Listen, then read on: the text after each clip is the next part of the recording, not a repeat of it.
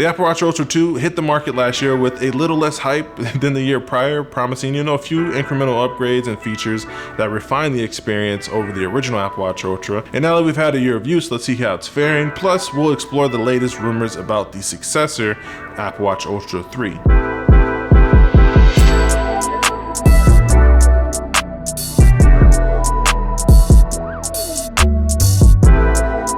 Now let's turn our attention to the upcoming Apple Watch Ultra 3. There has been a lot of expectations and speculation about what's next, so let's break down what we've heard so far. So it would naturally make sense that the design of the Apple Watch Ultra 3 is going to be identical to the housing because it's only the third iteration or third generation, and we know Apple likes to take their time with major design changes, which is a nice way of saying that. But the only change that I think may happen is the inclusion of different color options, and at minimum a black version. As you may know, we've been waiting for the black Apple Watch Ultra for a while now, since it was rumored only a couple months after the launch of the original Apple Watch Ultra back in 2022. This rumor was introduced by Mark Gurman, and his name is always attached to Apple leaks and rumors. It may or may not come in black. I hope at a minimum we get a black Apple Watch Ultra, and also it'd be cool if we got different color accent colors on the action button, and we'll see though. And when it comes to the Ultra rumors, that's kind of where it stops, but there are some rumors for the Series X or Series 10 Apple Watch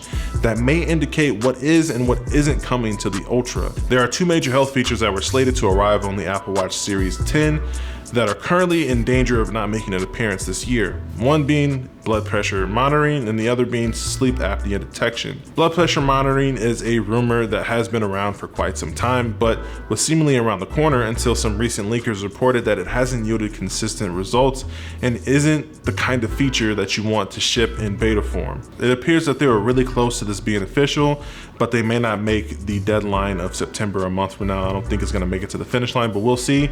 Fingers crossed that it does. Sleep apnea detection is another feature that is a hot topic for many smart wearable devices like smart rings, and was reportedly on its way to the Series 10. But the issue is that in order to monitor sleep apnea, you have to also monitor blood oxygen, which we all know is an issue right now because Apple is still in that battle with Masimo. So it's sad to see that this legal battle is impacting future features for the Apple products and limiting the tools at our disposal that could probably help save someone's life. I made a full video about the blood oxygen debacle when it comes to Apple and Masimo already, so most of you already know my feelings on that matter. If you haven't checked the video out, or if you want to, I'll leave a link here somewhere. Now, these rumored speed bumps in development refer specifically to the Apple Watch Series 10 and not the Apple Watch Ultra 3. But we can assume that, both new watches would have some type of feature parity for the most part. I mean, I assume if they're launched at the same time, they're gonna have the same features. But at the end of the day, take these rumors with a huge grain of salt because they have a history of being inaccurate. So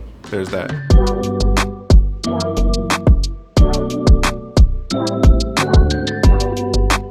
As for the launch date, while there's no official word yet, Apple typically announces their new products at, mid-end September. So September 20th, September teens, expect for it around that time. Just keep an eye out for potential announcements and when the event is going to happen regarding the Apple Watch Ultra 3. Let's revisit the Apple Watch Ultra 2 and what changed from the Ultra 1. We got a new display, which was brighter. We got a little bit brighter flashlight, which was cool, and also outdoor visibility, which is always nice. The original Ultra wasn't dim by any means, but I did notice the brightness increase on the Apple Watch Ultra 2, especially out here in sunny California. Brighter screens, better screen. Precision finding with iPhone was a pretty big feature for me this past year. I didn't expect for it to be, amazing. Of course, I was excited for it after watching the keynote. I was like, oh, that's a cool feature. But I didn't anticipate how much I would be using it, considering I always misplace my phone. It's under, a pillow somewhere in the bed or under a couch. So yeah, this has been an extremely useful feature, having the arrow to be able to navigate straight to the phone and find it with ease and be able to ping it. And yeah, it's awesome. I love precision finding. And also now, of course, you have precision finding from iPhone to iPhone user, which is also pretty dope. We also got double tap last year, which, I had high hopes for, but to be honest, I could probably count on one hand how many times I've actually used it. And it's not because it's not useful. It's just because I forget that it's a feature.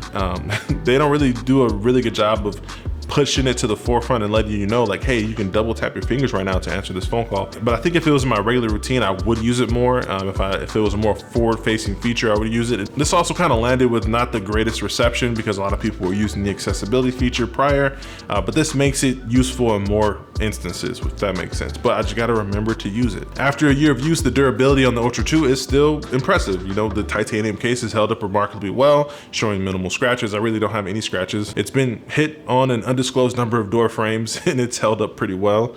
The display is protected by, you know, sapphire crystal, and it continues to look good and pristine and remains highly readable in bright sunlight. Performance-wise, the Ultra 2 hasn't really missed a beat. You know, it's powered by the S9 chip, which offers smooth performance and quick responses. You know, whether you're, you know, tracking your hike or monitoring your heart during a workout or just simply receiving notifications, the watch handles all of that with ease, and I didn't expect for it not to. You know, new chip, faster chip, should be good, so it was. Battery life has been a significant upgrade actually, and this was kind of a sneaky upgrade because the Apple Watch Ultra 2 does boast up to 36 hours of battery life, and with the new low power mode, you can stretch that to even further 72 hours, which is 12 hours greater than the predecessor of the Ultra 1. But yeah, I think there might have been some efficiency gains with the S9 chip because I just noticed that the Apple Watch does a little bit better on battery. Software wise, the Ultra 2 is running watchOS 9, which brings a new range of features and improvements that also of course were carried over to the Ultra 1 because it got the update as well. The user interface is still intuitive, and the new apps and watch faces designed specifically for the Ultra line have enhanced the overall experience. I remember using the new watch face when I was in Mexico City and seeing my elevation, and you know, when I'm swimming in the pool I can see the depth and everything like that. But yeah, I mean, it's cool when camping to use the compass. I like the Ultra watch faces, and they do enhance the experience overall. So is the Apple Watch Ultra 2 still worth it a year later?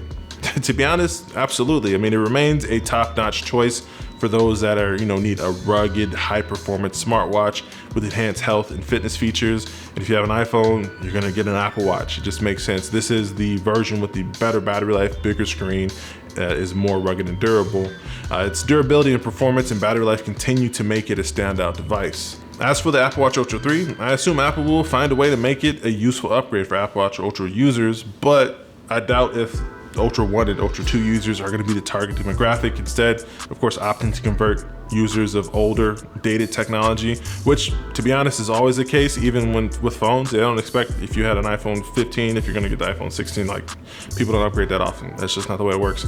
If you own the Apple Watch Ultra currently, chances are you're going to be good with that Apple Watch for years to come. So don't sweat it too much unless you want a black one. I wouldn't even look at it. That's it for today's review and room roundup. If you enjoyed this video, don't forget to hit the thumbs up and subscribe for more tech reviews and updates. If you got any questions or any thoughts about the Apple Watch Ultra 2 or 3, or what you want to see from the Ultra 3, drop a comment down below. I'd love to hear from you. Also, is a black Apple Watch Ultra 3 what it's going to take for you to upgrade, even if you have an Ultra 1 or 2? Are you waiting for that Ultra 3 in black? Let me know. But yeah, thanks for watching, and until next time, stay fresh. Peace. You know I got it. I pull up, I come around, make my rounds, it's my town. You know I got it.